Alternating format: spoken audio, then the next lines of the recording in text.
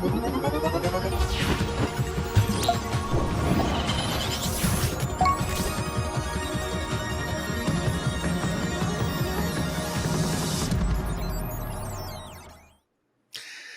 and welcome to INE Live. I'm your host, Jack Reedy, and today I will be with Jason Alvarado as he demos our digital forensics lab capabilities. But before we get started, I just want to remind everyone that we definitely want to hear from you. If you want to get involved, we have two options for you. For the first, be sure to like, follow, subscribe with notifications turned on for whichever platform you're following us through. So you can see the next time that we go live. And for the second, feel free to drop any questions you might have in chat with a queue in front of them. The mods will grab them and they'll send them our way. I want to give a quick shout out to the Bearded IT Dad and Bob for always showing up with that positive attitude. We see you in chats. Absolutely love it. And thank you so much for being here. Now, if this is your first time watching, welcome. We are live streaming across all social media platforms, including LinkedIn, Facebook, YouTube, Twitter, and Twitch. Now, let's go ahead and reach out and bring in our defensive operations instructor, Jason Alvarado, to help us to get started and kick off the demo. Hey everyone, I'm Jason. Like Jack said, I'm the defensive operations instructor here at INE. And I have been doing digital forensics and incident response investigations now for probably about 10 years. So I picked a couple of great labs for us to show. And I've got my screen up here ready to share. So if you want to have a look, what we're going to go through is this lab 15. I really love this lab because it ties in what users are doing out there. So we're going to look at their history, recent. We're going to look at some shell bags, some prefetch files, some thumbnail cache, some jump lists, and some libraries. And we'll talk about what all those are as we go through the lab. But again, this is lab 15. I'm going to drag this right back over here so we can see the desktop. The next thing we do when you fire up these labs is you're going to kind of end up in our, I'm going to call it like a Windows virtual desktop that we provide you. It's got a ton of tools on it. They're all open source and free tools, so they're really easy to use, and they're great resources for our reporting. So let's go ahead and let's dive right into this lab 15. All right, so we're going to kick off right here. We're going to search for link files. Now, most everybody commonly thinks of link files as being shortcuts, right? We right-click on a file, we create a shortcut, we drag it to our desktop, and then we're able to quickly access a file. But did you know that link files are created quite frequently and automatically in the background? And you don't even notice they're happening. One thing that we can do with the link files is you can look at your Windows search history with them. Why is that good?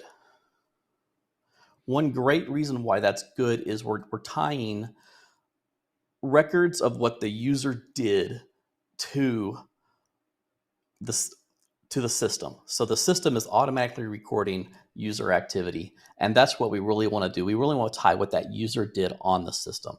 So let's have a look at some of these link files that we're given. I got to drop into the command line. Now, forgive me, I spend more time in Linux these days than I do in DOS, so I might throw a Linux command out here every now and then on accident.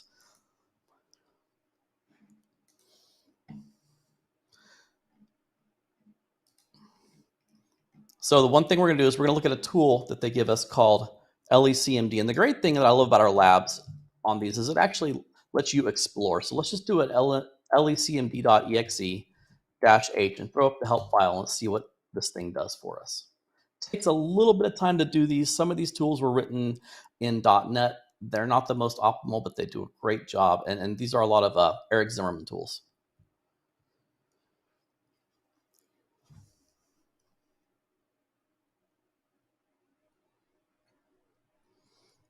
You got to give these tools about 45 seconds. Yeah, I do that too, Bearded IT Dad. I hate it when I get them mixed up. Most commonly, I'll do a CLS instead of a clear. Okay, so here is what LECMD will do for us. We can parse through directories. We can do all kinds of saves in different file formats, right? And we can do some custom date and time things. And again, what LECMD is going to do is it's going to show us the metadata within an LNK file. So our files on these are all located in, let me move this over a little bit. If you go to labs, so all of our tools on here, they're located right here in the C drive DFP tools. And then our labs are all right here. And a lot of times when I do these, I kind of keep these open so I can easily reference to them so you can navigate around. All right, so let's run this file and let's see what it does for us.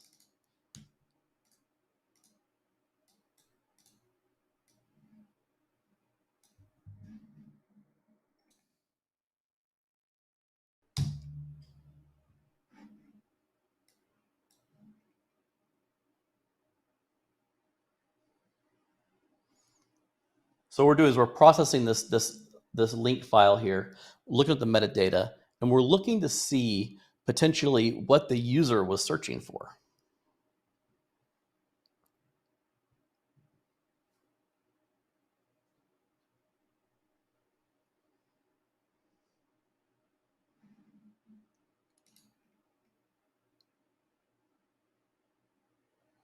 Oh, we got some results. Look at that. Okay, so in this shortcut file, what our user searched for was they searched for hidden files. That's the search term they typed up.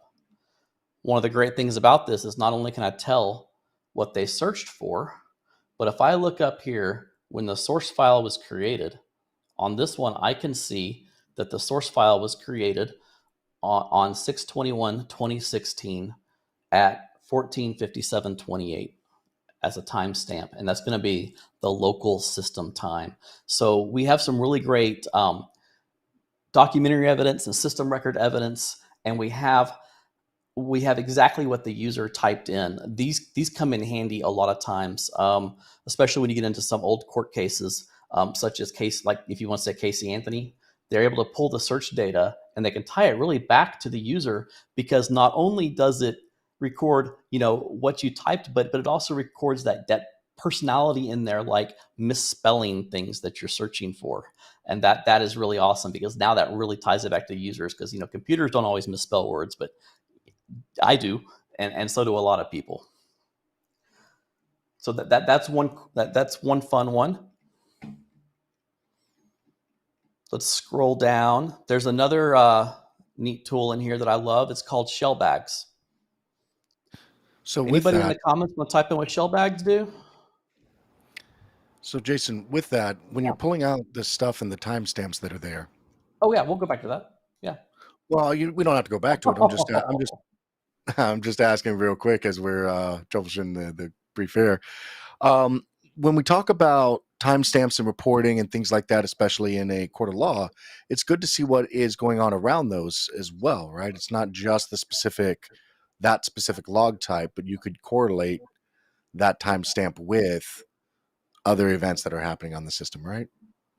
Exactly. And so that's just one field. So, or one idea in a report that we're going to search for. There's several other things we're going to do. And what we want to do is we want to find these system artifacts that look consistent throughout our investigation. So we may find that that hidden file search term in 2 or 3 other places. And we want to find all of those places and correlate them together with those search times. And I'm sorry, my something happened on my lab here, so I'm having to restart it. No worries. So with that, do you think that it's beneficial between when you're doing investigation on a single endpoint? Do you think it's beneficial to find multiple records of the same event occurring? So for example, you're talking about search terms. Is it beneficial to, do you just find it one time and like, hey, this has very clearly been done? Or do you find all 3 instances, tie them together and, say, hey, here's all 3 of them? Where do you draw the line at? So I do think that you're right. There is a line. You can continuously jump down that rabbit hole on looking for the same thing over and over again. I think once you find it 2 or 3 different places, you find it in some of the most common places, you want to tie it back to that user activity. And once you've got that user activity and you documented it, you're good to go. And the lab is still building. I'm just watching it over here. No worries.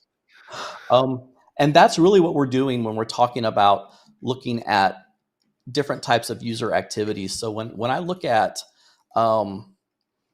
so say we just searched for the shortcut file, the LNK files, right? If we were looking for hidden files, it rolls us right into the next topic, like shell bags.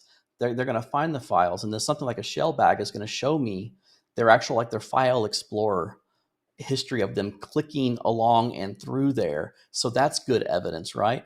And then when we move from there, when they double click on a file, in a lot of cases, that's going to create that prefetch file. So that prefetch file is going to show me something that we love, especially in the IR world, is that evidence of execution, right? It's going to show us that somebody actually double clicked on a file or ran a file from the command prompt. And that's you can really use all these different tools to kind of trace that path and pick up all those breadcrumbs. Mm-hmm. Yeah. Yeah, with the user interaction as well as the specific process, correct? The one at the top. Yeah. Mm-hmm. It's been a minute since I've been hands-on, but it is. And whereas these aren't necessarily like a paid-for tool, so it's a little more, you use this utility for this purpose and the next utility for that purpose. These tools that we show you and give you, you can use these in a professional investigation.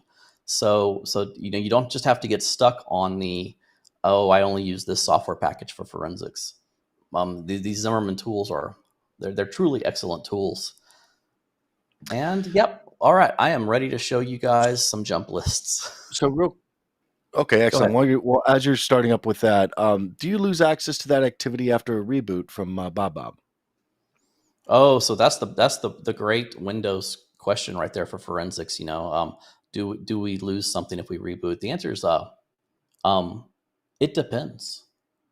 We don't really lose some of the stuff we're talking about, but we are going to lose some log activity. Some log activity is going to get rolled. Some of these things, like prefetch files, they have, you can only have a certain amount sometimes in there, and so we might lose those. It's not really something that I worry about too much, especially when we're dealing with system images, or if we're going to do like live imaging, we're going to sit down right on there and we're going to snap what it looks like and preserve it. So hopefully we won't have a reboot bother us too much.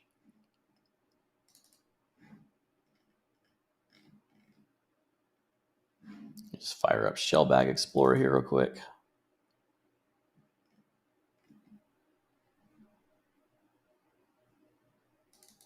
Also, I'm going to go ahead and say it's one of our users, Sigfrido. Where are these labs located? They're located in our digital forensics professional learning path on the platform. So if you guys are unaware, you can spin this up and follow along if you wanted to as well.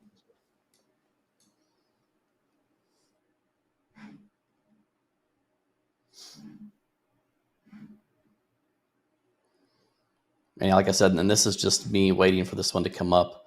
It takes a little bit of time sometimes. I mean, at least it's real world demonstrations. I mean, this is what happens in the job too. Yeah, and it's again, these tools are great tools. They're built by forensicators. They're not built by software developers. So sometimes they're not the most elegant, but they get the job done.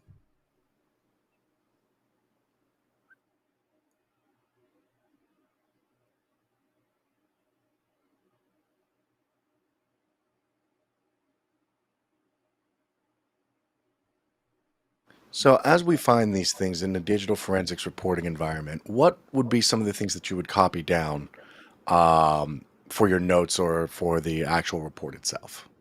No, that's great.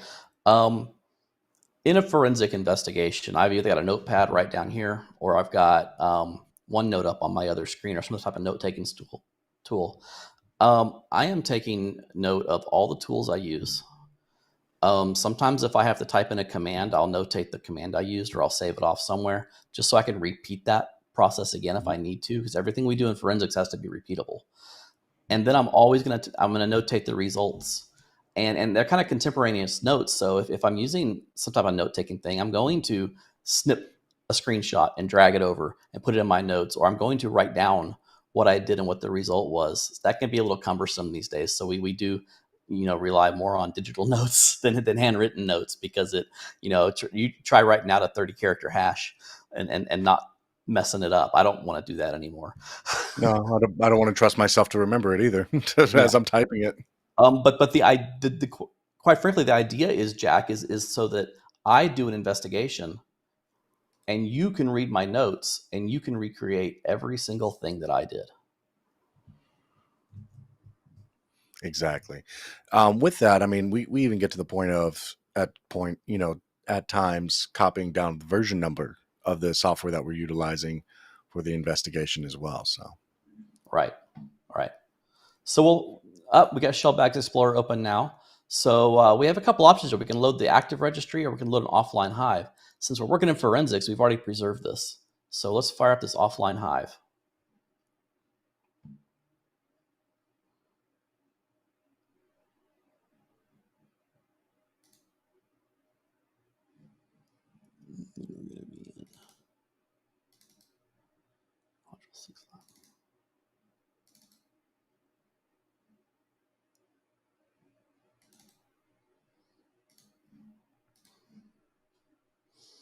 We're going to have a look and see what this does for us here.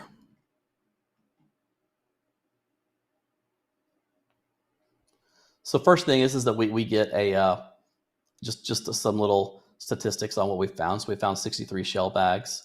We can see user property views. We can see some user browsing activity. We see some drive letters, and then we see some file contents that were manipulated and utilized. And we see network locations. Shell bags have really started solving cases for us. So we can pop in here.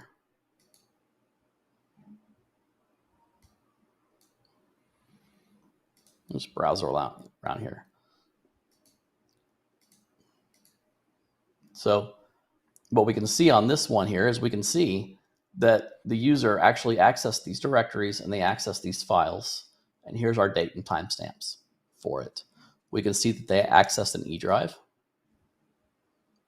Okay. Now just remember, with shell bags, this isn't exactly like we're looking at files moving around. This is a record of what Windows Explorer has viewed.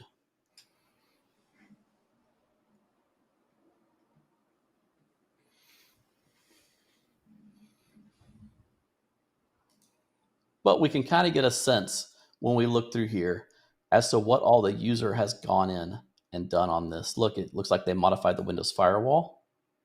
And then we get some date and timestamps here on their interactions.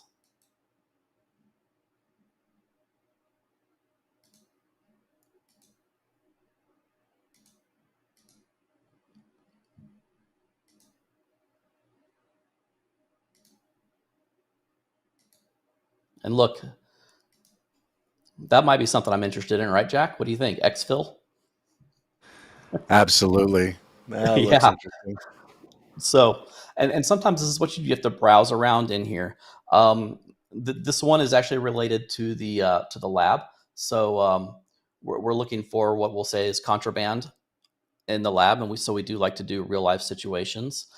So if you were doing this lab in real life, and we're just kind of going through it right now, we would be looking for some pictures of cats, which for the purposes of some of these labs are identified as contraband. So, but we have a really good hint of where to start. I mean, the folder's named Exfil. That's Yeah.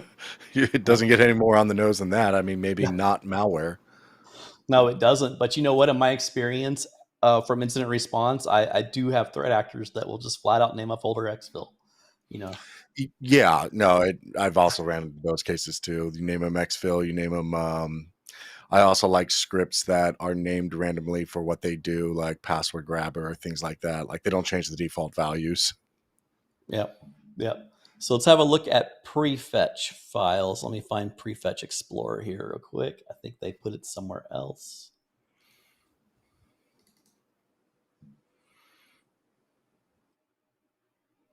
There it is. Does anybody in the comments know what prefetch files do?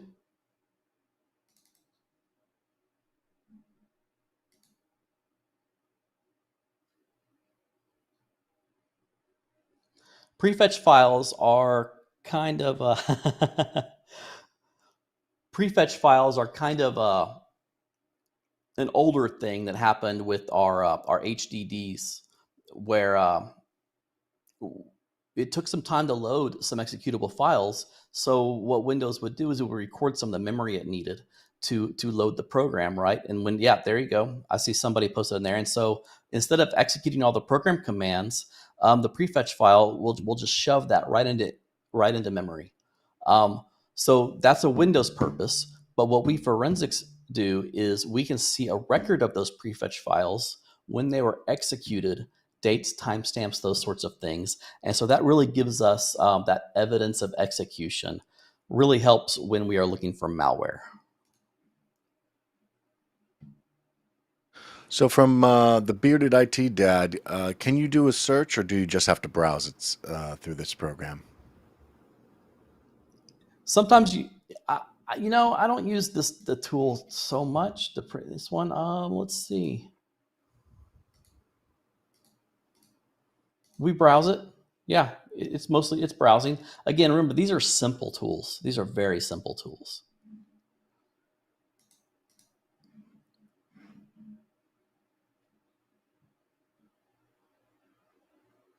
So as we're waiting for the program to load, I will say there was a question on Uman Mill. Will there be an update on the digital forensics course? Actually, it's funny you mentioned that. With Jason on air right now, it's because that's actually what he's working on. Hence why he's so in tune with our labs and our environment. Yes, there will be an update coming. We are actually working to not only transition a lot of the slide content into videos, but also to break it up into two separate ones, which is analyst level, which is great for instant response and the day-to-day operations, versus professional level, which is the deep dive. I'm going into a courtroom. So great question. And yes, we are working diligently towards that and expect that release to come sometime soon. This tool's not working quite how I want it to. Yeah. This is the field, guys. Welcome, welcome to the live show, the demo. This is sometimes just how it goes. It is, and yeah, this is kind of crazy. But for par, I mean, this is sometimes when you're doing digital forensics or instant response, the tools just don't want to play nice with the operating system for a second. You got to pat it and tell it sweet nothings, and then all of a sudden it starts working. And then sometimes the operator can't do it the right way. There we go. Chateau, what? All our tools work perfectly 100% of the time. Yes, that's why we have such a budding industry of tools and vendors in the cybersecurity marketplace, because everything works all the time.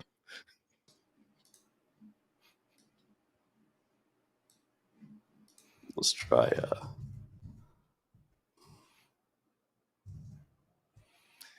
Jason, it's a good conversation point, actually. Do you think you've really made it in instant response or digital forensics until you want to throw a computer out the window? I think that you do want to throw the computer out the window sometimes. But I think so. Especially when you know that something should work and it doesn't want to work. Right? It's like taking that copy machine out. Mm-hmm. Yep. Yeah, that is one of my. If you are unfamiliar with the video, I cannot remember the name of it off the top of my head. I believe it's Office Space, but the particular scene he's talking about is just, it is, I have seen it on the walls of so many IT rooms, just pictures of it, where they take a printer that refuses to print out into the field and just beat it with bats and their fists too. But So. It's excellent. We're almost Bob, there. is this a pre-configured tool, or are you required to have a deep knowledge of Windows? I'll let Jason answer that. Again, these tools, they're so straightforward. that they don't really require a deep knowledge as to see them. What they do require is an understanding of what you're looking at. I think that's kind of where I'll go with that one. So let's see which one the lab. The lab wants us to look at icon. Okay, I've got something up here now. We kind of switched from prefetch files here on this one. But now we're looking at thumbnails. All right. So if we are looking for pictures, if we are looking for evidence of pictures being there, has anybody noticed that you can delete pictures in Windows, right? You hit Control A, you hit delete, and they go away, right? Did you guys know that they don't truly go away? It's kind of like with your phone, right? You know, you need to delete the pictures from your photos and from your camera reel also, right? So with this, what we're looking at is we're looking at the thumbs.db file. Little cache files of those pictures will remain in there even after the file is deleted. So we always have a record. It's just using these little Windows tricks and bugs to complete an investigation. Absolutely. Yeah. So this kind of goes back to what we were talking about previously, where you will use multiple ways and methods of finding the same event repeated over and over again. So that way you can demo it and show that, you know, this did in fact occur at this time as substantiated by these three pieces of evidence. Mm-hmm. Mm-hmm. And even if you're deleting, and I did see a comment about there that prefetch is disabled on servers and workstation that use SSDs. That is true. However, the what gets us is that it is not true if it was upgraded. So if you were, say, running Windows 7 or Windows 8 and you upgraded, then that flag will be there, and it'll be like that for servers, or if you upgraded to an SSD. So there's all these little tricks to Windows, right? Yeah. Sigfrido, will any of these tools mess with the timestamps? No, we are being fully forensic with these tools. These tools actually independently parse the file. They don't actually really open the file, right? So it's like a big text parser. Just going to comment real quick from Nat Computers. The video is not clear. Can we do something? Nat, so because of the way that the virtual environment is not really easy to zoom in here. However, Right. these labs are up and available for you to walk through yourself as well on our platform. So feel free. The link's been dropped a couple times in chat, but it is the Digital Forensics Professional lab as well. So you can engage and see yourself to blow it up really big as well too. So now we're looking at some jump lists.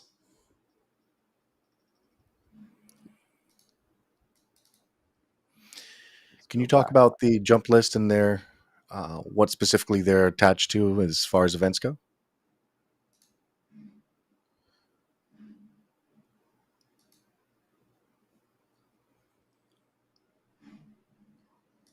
Sorry, what? I lost that. Sorry, I said, can you talk a little bit about jump lists, please? Yeah. So jump lists are going to be our most recently used files. So it's going to be a list of just where we've been and where the user's gone. So if you kind of click on and you see see if we can do it. This is Windows 8, isn't it? We don't have Word on here or anything like that. But if you have those little, when you see the most recently accessed files tied into Internet Explorer or Chrome, or really commonly Word, Excel, those are a lot of my targets for jump lists. This is what this is a record of here. So again, that's just correlating. Okay, the user, we used our shell bags. We saw the user browse through Windows Explorer. We might have a prefetch file execution of Word, and then we can see in jump list that they used Word to access something. And then we can see that file being open and accessed on here. I'm looking through here for the one that I wanted to see. Excellent. Comment real quick, Chateau from D Chateau. A lot of Mark Rusnovik's Windows internals books are a good source if you want to get a better understanding of Windows under the hood. Could help provide more context for what some of these tools are accessing within Windows. 100% agree. That is Yeah. an excellent resource. I've read both of them myself and the version updates too. Yeah, I do too, and that's a key point right there, Jack. The version updates. We kind of joke about in forensics. What Microsoft giveth, they also taketh away. Um, Mhm. and with Windows 10 and Windows 11, they actually took away a lot of features that we were starting to rely on. If you want to talk about like there used to be a Windows timelining feature, which you could actually track like window focuses and stuff like that. They threw that in one version of Windows and they took it away the next. Yeah. So, but being up to date on your operating systems are is really key. There's another author out there called Harlan Carvey, and he does the same thing. He basically updates his books every time Microsoft releases a new version of Windows, and it seems like the books are repetitive, but there's always that little bitty thing that they've done in there to change things up. Yeah. I will say that it's like reading a car manual, extremely technical and it can be difficult to get through, but really good information to understand and know. For some reason, it wanted to load all. It didn't want to load all of these. There we go. Excellent. There we go. So here we go. We can see a jump list. App used was Windows Chrome. Unknown app IDs on these. But we can see, there we go, via jump list and in-map scan. So that can be good notes. So that would be that somebody used this system to run in-map, which again is that can be a key point to find out in an investigation. Mm-hmm. Should generally be setting off a lot of really big red flags if you have in-map running from a system that you weren't expecting. It should be, but as we know that's just within our IT stacks. Some companies aren't looking for that stuff. Some Yeah, companies and start then looking for that stuff after a breach.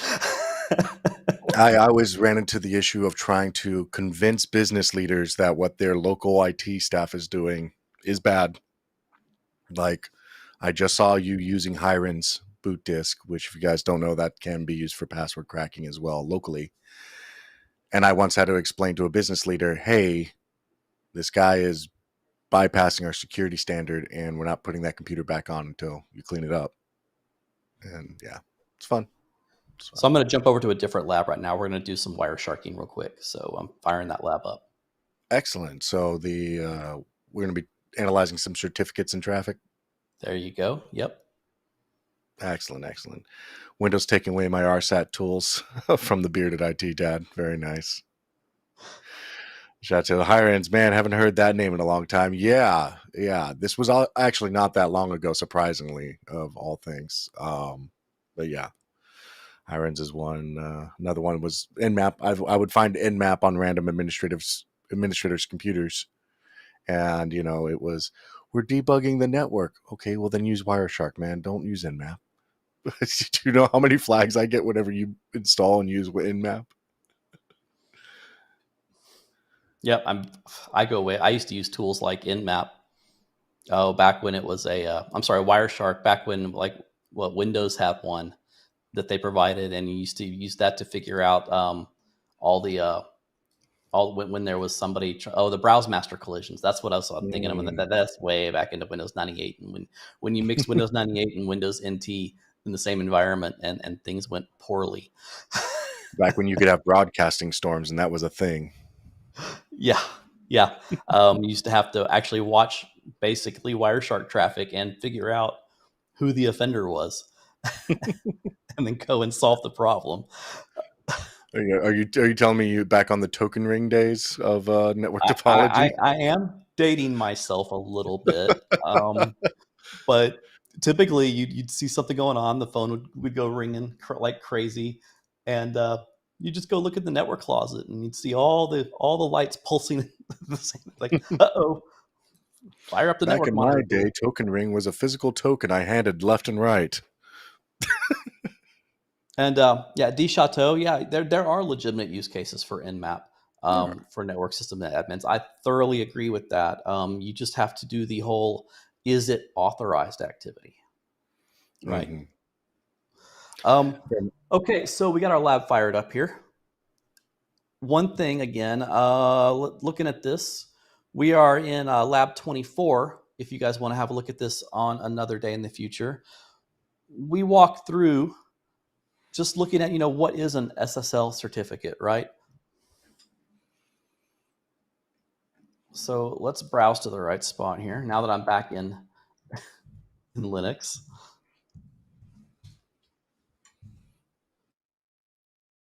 I think we're in module 5. Let me see. No, module 8.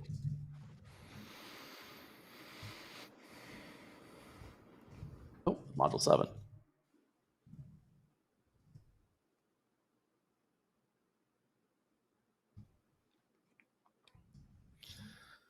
As you're doing this, little comment from Bob. I like the pace of this demo. Basically, how you would flow during a real investigation. I think that's no truer words have been said. Mm-hmm. Pretty common for even when I was doing it in a SOC environment. I would sit at somebody's shoulder and talk like this back and forth and about relevant things or non-relevant things till they could show me what is going on.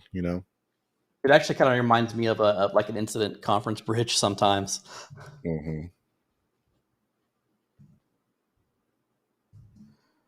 What our labs kind of also do too is they don't just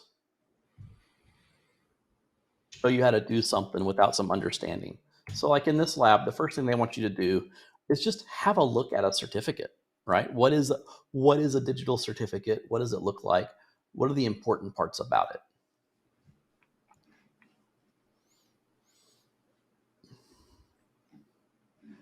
In this one, we looked through it. We got some contact information. We've got the serial number for the certificate. And then if we browse down through here somewhat, we can see the what was used to create it, right? And it should be a SHA-1 with RSA, which is what it is. All right, so we just have a look at it, but then we flip over to Wireshark.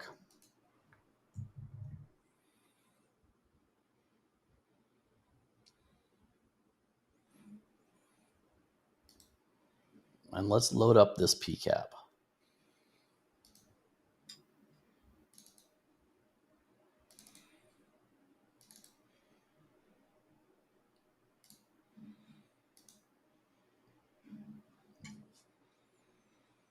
So what do we see in here?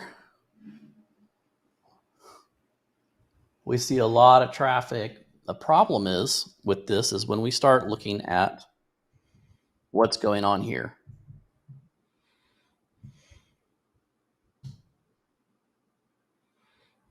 Equal out.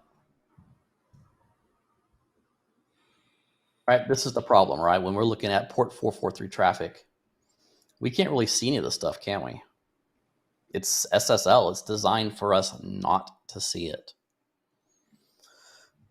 Typically in a forensic investigation, we can do things where we can ask for certificates, especially if we want to analyze encrypted traffic, right? Because when we want to say, look at the TCP stream on this, we don't really get anything, do we? There's just junk in there. So what can we do about it? We can load the certificate. Has anybody ever loaded the certificate into Wireshark?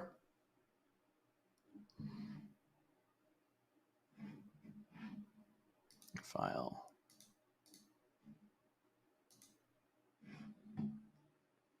Preferences. What we want to do is we run down here and it's amazing what happens, isn't it? We want to find TLS.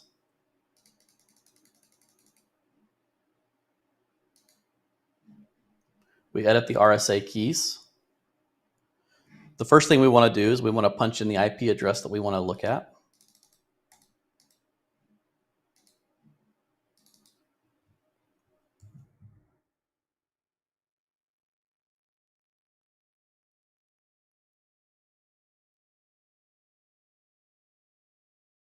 4443. We want to see what types of HTTP traffic in here. And then we have to pick our file. We're going to use this key down here, testkey2.pem, and it should work.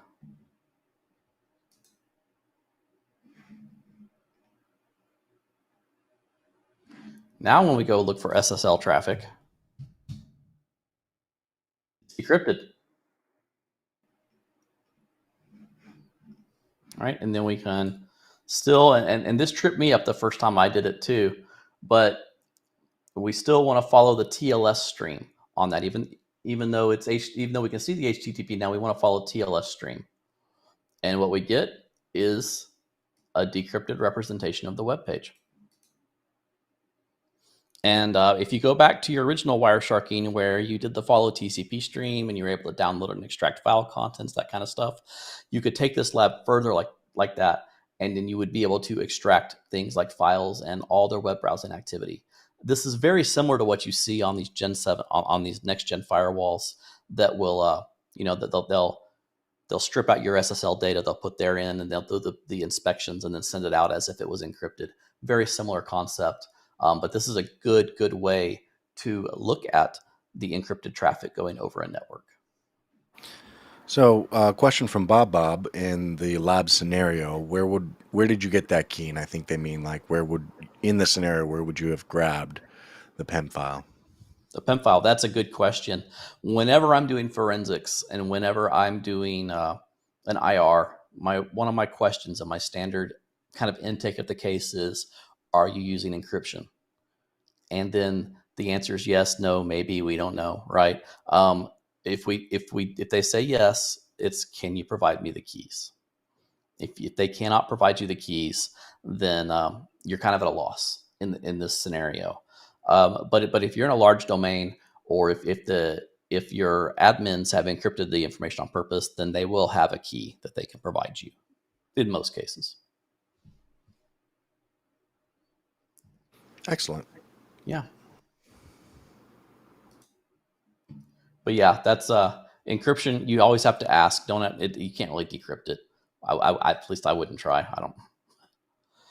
Okay, well, those are the two labs that I came up with for this. I think that I really liked showing how we can decrypt SSL traffic. And then of course I always love the user generated activity. And yeah, Bob, if they cooperate, but remember, they're coming to you to solve their problem.